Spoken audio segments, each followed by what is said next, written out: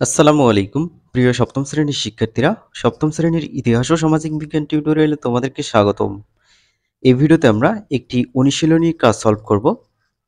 এখানে বলা হয়েছে রামমোহন রায় ও জোয়ান অব আর্ক এর জীবনী পড়া শেষ হলে ওরা দলগতভাবে নিচের ছক ব্যবহার করে সামাজিক রীতিনীতি কিভাবে পরিবর্তন হলো তার প্রক্রিয়াটি নিজের ভাষায় লিখে উপস্থাপন করলো।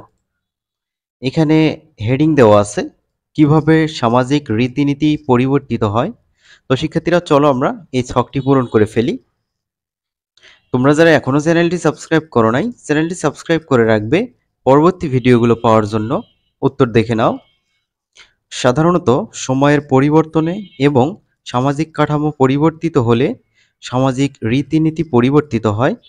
তবে সমাজের প্রচলিত রীতিনীতি মানুষ অলঙ্ঘনীয় বলে আঁকড়ে পড়ে থাকে। সেটা অন্যের জন্য ক্ষতির কারণ জেনেও প্রথা মেনে এটাকেই মানুষ মেনে চলে।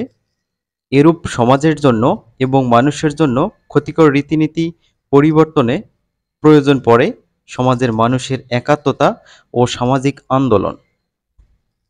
প্রয়োজন হয় শিক্ষিত যুব সমাজের, যারা সংস্কারপন্থী। সামাজিক আন্দোলন যদি ফলপ্রসূ হয় তবেই সামাজিক রীতিনীতি পরিবর্তিত হয়। আর এসব রীতিনীতি যেন কোনো মানুষ আর পালন না করতে পারে তার জন্য প্রয়োজন রাষ্ট্রীয় স্বীকৃতি। তবে সমাজের জন্য ভালো রীতিনীতিগুলো সমাজের মানুষেরাই নিজেদের ভালোর জন্য পরিবর্তন করে। এরূপ রীতিনীতিকে তারা সমাজ থেকে নিশ্চিহ্ন করে না। আশা করছি তোমরা এই ছকটি বুঝতে পেরেছো কিভাবে পূরণ করবে। আমরা পরবর্তীতে যে কাজগুলো পাবো সেগুলো আলোচনা করব ইনশাল্লাহ। তো শিক্ষার্থীরা ভালো থাকবে, পরবর্তী ভিডিওতে দেখা হবে। আল্লাহ হাফেজ।